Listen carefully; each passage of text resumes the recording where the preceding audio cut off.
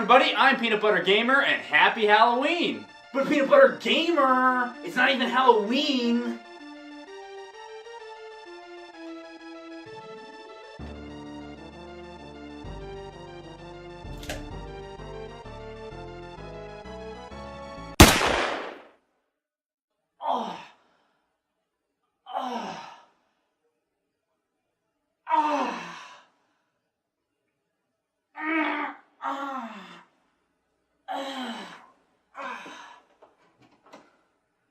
Dude, where'd your pumpkin go from the last Halloween video? I don't know, I lost it. Oh.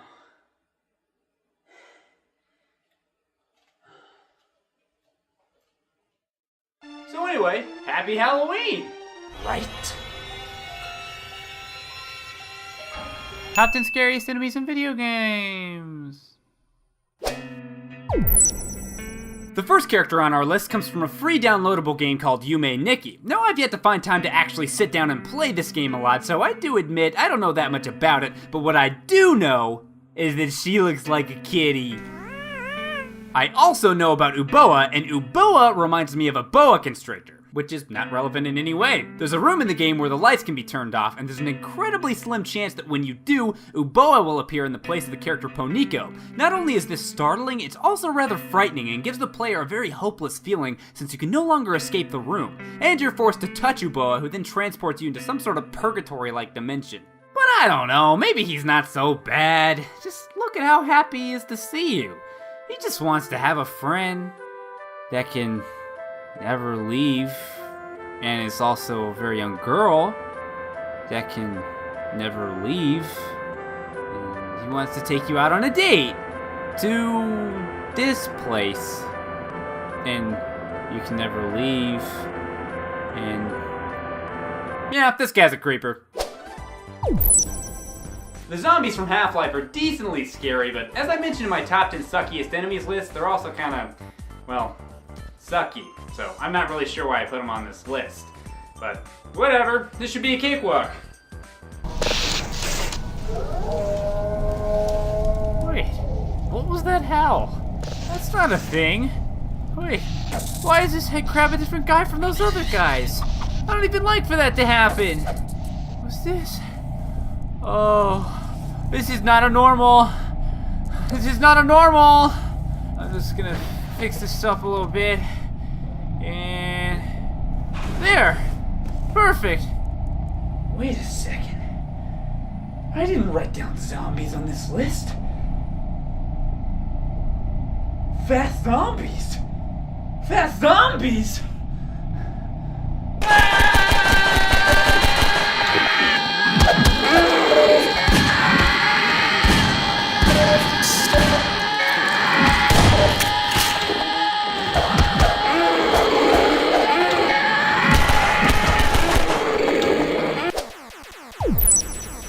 Sinistar is an arcade game where... And let's try that again. Sinistar may not appear to be... Sinistar is a space shooter where... Sinistar is really... Sinistar would I just want to say that... Please just let me... I'm gonna rape you! Nah, but really. Sinistar is actually a really fun and addicting arcade game from the 1980s where, believe it or not, you're in space shooting stuff. Seemed to be a popular theme for a while. Sinistar played out a bit differently though. Instead of just killing everything on the screen, you had to mine stuff from rocks and make cine bombs out of them. Now, I've been on some crazy mining missions before, which, funny enough, is a popular theme these days, but this one probably takes the cake. How is this pilot turning these mined crystals into cine bombs while he's flying around like this? And even if he does have a team of scientists back there, how exactly are they able to work so efficiently when Captain McDurp over here insists on flying in such erratic patterns and smashing into rocks at least 12 more times than is recommended in the spaceship safety manual? This really upsets me. But I'm getting off track here. While you're mining for stuff to make cine bombs, the enemies are also mining, but they're not mining for bombs. They're mining for this. Beware, I live. Sinistar. Sinistar is super fast, takes up tons of space on the screen, and he's really hard to see coming, especially if you're playing on an old arcade cabinet. And if he hits you, it's a one-hit KO, and you get eaten to death. But if all of that wasn't scary enough, the whole time you're trying to take him out, you have to listen to his voice. Beware, coward. coward. Run, coward. The following opinion is the opinion of nobody, and therefore nobody should care. In fact, it's not even an opinion at all, but rather some pointless rambling that was done in one take. The certain nobody who made this video also forgot to mention that the following enemy is from Dead Space 2 because he's completely worthless. Why are you even watching this? Enjoy. Stalkers. What can you really say about stalkers that hasn't been said by that guy? You know, stalkers, they're just really scary enemies. I don't like it when they do this. For example, I don't like it when this happens. I just prefer this to happen to all of them. You know, stalkers just broke up my family and ruined my family relations. They ruined my family just in general, because this actually was a member of my family at one point. Turned into a stalker now, so I'm not super simpatico with the stalkers. I didn't really like that guy anyway. He was not on my Christmas list, let's just put it that way. Fast zombies, I mean the stalkers. They're on the list at number 7. Deal with it. Oh yeah, Mario 64! Oh man, I just got all of those coins! Nobody could do that! Ha! Shortcut! Man, I'm so good at this game! Oops, I'm gonna get that star! Yeah! Got it! Silly ghosty man, I'm not afraid of you! I'm gonna go into your thing! Whoa. Okay. This place is kinda scary. It's no big deal. Look, a piano! That's fun.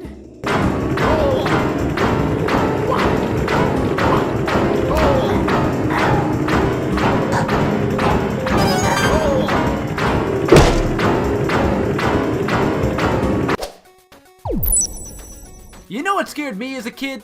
Other than a lot of things, raptors. You know, Jurassic Park, big teeth, talons, and the scariest part of all, they came in packs. Very similar to the Deathclaws in Fallout. Not only are they in packs, but they're also sneaky little buggers. Just when you think it's safe to check out a glitch for a few seconds, BAM! Actually, wait a second. I think he was the glitch.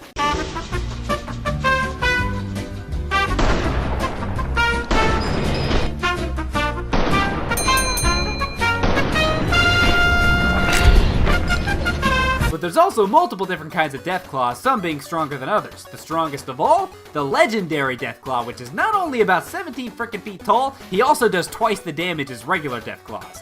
If I'm gonna beat this guy, I think I'm gonna need a bit of divine intervention.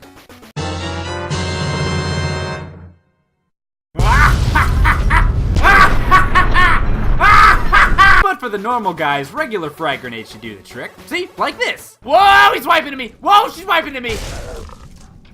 Got him. There's a head. Oh, there's one more. That's not good.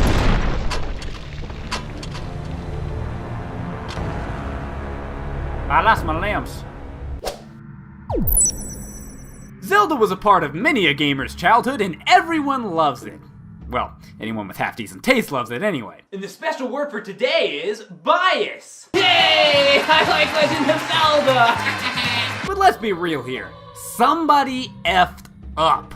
This game should not have been rated E for everyone. Twilight Princess was rated teen, and it had some decently creepy moments, but nothing like the Shadow Temple, and more specifically, the Dead Hand.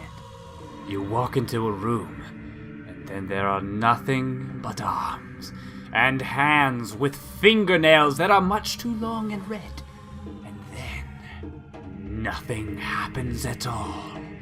Until eventually, you're grabbed by the hand, and the dead hand is coming for you, and he will come for you until you are dead, and he will eat you with his mouth, and there is nothing you can do, and you will die!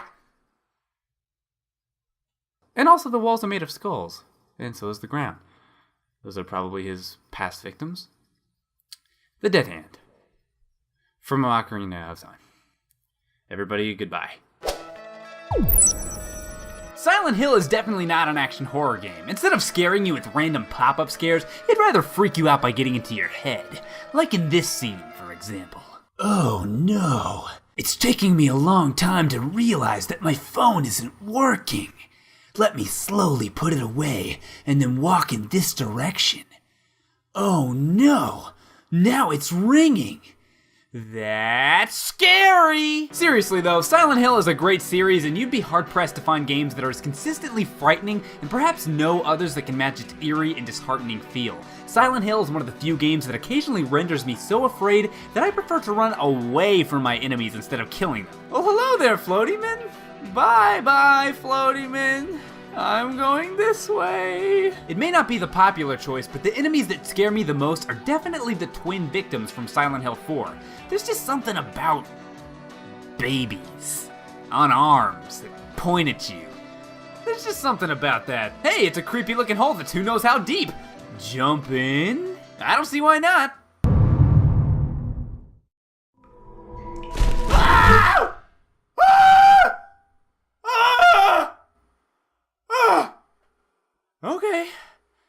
Okay. It's just one of them. I can handle this. It's fine. I'm an adult, and they're babies. Ah! There's two of them! Ah, there's two of them! Back to the babies!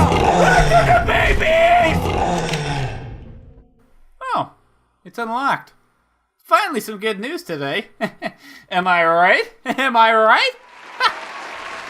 No, thank you. Everybody, you've been a great audience. Everybody, thank you. Everybody, thank you. Shut up.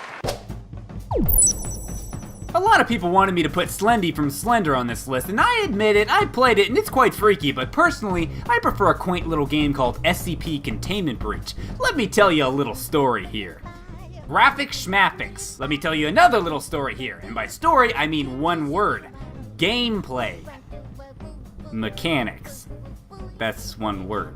Gameplay mechanics. That's right, having stellar graphics is nice, and sometimes it can add to the overall atmosphere of a game, like Battlefield 3 for example. If it had bad graphics, then it wouldn't be as good, because that's just the kind of game it is. But in my opinion, more often than not, it's all about how the game plays, and SCP Containment Breach is one of those games. And the enemy in question? SCP-173. Sure, he may look like a derp, but he'll kill you! SCP-173, similar to the Weeping Angels from Doctor Who, can do nothing to you as long as you're looking at him, but the split second you blink, he teleports closer to you, and if he gets too close, he kinda sorta snaps your neck off. It's just his thing. I could sit here and explain to you why SCP-173 is scary, but frankly, I'd rather just show you. I don't like any of this. I don't know if I've made that clear yet.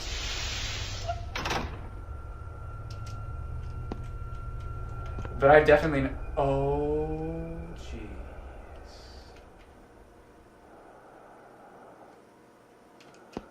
Okay. Is that...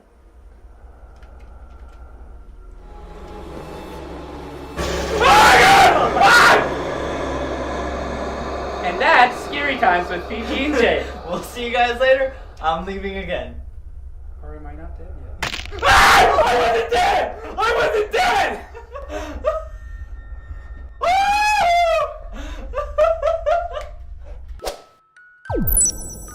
Amnesia: The Dark Descent is one of the scariest games I've ever played, but the enemy at number 1 isn't from Amnesia, but the free expansion for the game. The scariest enemies from any video game, if you're asking my opinion, and I assume that you are if you watch this far, are the suitors from Justine. Don't look at me.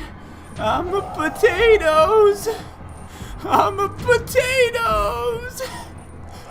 Tasty, tasty potatoes. The suitors behave similar to the regular gatherers from Amnesia, but there are a few differences. For example, they speak. We have such wonderful, wonderful conversations. But the thing that makes them even scarier doesn't have much to do with the difference in them, but a difference in the game. In Amnesia, you're free to go at your own pace, but in Justine, it's set up in a way that keeps you on edge. Not only do you have to survive, you also have to solve puzzles, often with a time limit attached. Kinda hard to think when you got a suitor banging down your door. And now introducing a very special solo from PeanutButterGamer. The wheels on the bus go round and round, round and round. Huh. Somehow I always knew I'd die while singing about a school bus. Oh!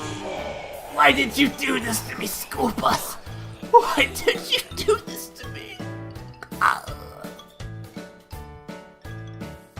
I'm dead. That's the end! Want some exclusive updates? Maybe you have a question for me, who knows? I might even have an answer. Then go to my Facebook page and click that little like button. Hey everybody, did you enjoy this video? Well, if you did, feel free to click a button. Maybe a green one with a thumbs up on it. I don't know. Subliminal advertisement. Subscribe. Subliminal advertisement over. Did you like the music in the last segment? Do you like the music right now? Well, it was done by a guy on YouTube named Captain Flufferton. He said I could use it. Go to watch his video. It's in the link in the description. It's in the link in the description.